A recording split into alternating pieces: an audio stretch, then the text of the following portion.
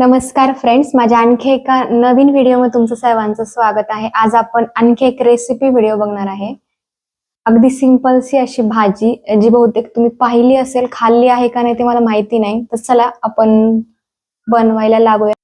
तर ही आहे ती भाजी. मे बी तुम्ही पाहिली असेल बाजारामध्ये, खाल्ली पण असेल, नाव माहित असेल तर मला नक्की सांगा. तसं मी सांगणारच आहे. याला चिगळाची भाजी म्हणतात. आणखी काही नाव असू शकतात वेगळी. तुमच्या साईडला काही वेगळ्या नावाने बोलत असतील तर मला नक्की सांगा. तर ही आहे ती भाजी जी आपण बनवणार आहे. चिगळाची भाजी म्हणतात. त्याला आणखी काही नाव असतील तर तुम्हाला काही वेगळं नाव माहित असेल तर मला नक्की सांगा. चला जास्त वेळ न करता आपण भाजी बनवायला लागूया. तर पहिल्यांदा आता मी भाजी ताटामध्ये घेते आणि निवडून घेते. कशी निवडायची मी तुम्हाला. तर ही आहे ती चिगळाची भाजी जी आता आपण निवडून घेणार आहे.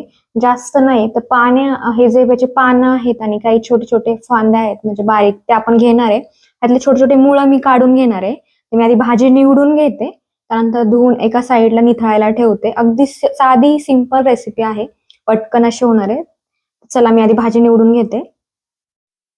मी आता पटपट ही भाजी निवडून घेते. जास्त काही मी याला निवडत नाही बसणार आहे. मी ज्यावेळेस बाजारातून घेतली तेव्हा मी आता आजींना विचारलेलं, त्या मला म्हटलेल्या की जास्त काही नाही, फक्त त्यातले छोटे छोटे मुळं काढून टाका. ऑलरेडी जास्त काही भाजीला निवडत बसायची गरज नाहीये. मी छोटे छोटे मुळं काढणार आहे आणि त्यानंतर 2 पाण्याने स्वच्छ धुवणार आहे. अगदी 10 मिनिटांमध्ये, 10 ते 15 मिनिटांमध्ये आपली भाजी रेडी होईल. मी अगदी 2 ते 3 मिनिटात भाजी ही निवडून घेते. छोटे छोटे मुळं काढते, जास्त काही काढायची गरज नाही.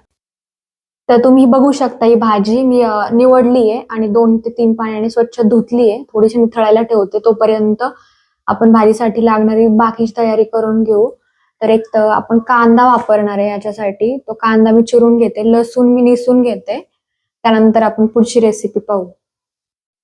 तर ही भाजी त्याच्यासोबतच मी चिरलाय कांदा आणि सोबतच लसूण, हा गावरान लसूण म्हणून मी अशा प्रकारे थोडासा सोललाय. थोडेसे त्याच्या जे वरचे कवर आहेत ते आहेत, पण चालतं, एवढं काही प्रॉब्लेम नाही. याला आपण थोडं चेचून घेणार आहे. कांदा चिरलाय आणि लाल जी हिरवी मिरची असते, हिरवी मिरची, लाल झालेली मिरची, ती आपण मोठसर वापरणार आहे. तर चला आपण रेसिपीकडला. कढईमध्ये एक पळीभर तेल घालते आधी. त्यानंतर थोडेसे मोहरी घालणार याच्यामध्ये. त्यानंतर थोडेसे जिरे घालणार. त्यानंतर लसूण घालणार. छान एक मिनिट परतून देऊ आपण. तुम्हाला जर जास्त तिखट हवं असेल तर तुम्ही लाल मिरची आधी घालू शकता. पण आता मी याच्यामध्ये एक ब्राऊन झालाय लसूण थोडासा, कांदा मी घालून घेते आधी, मग मी लाल मिरची घालणार आहे. कांदा घालून घेते. कांदा छान गुलाबी होईपर्यंत आपण परतून घेणार आहे.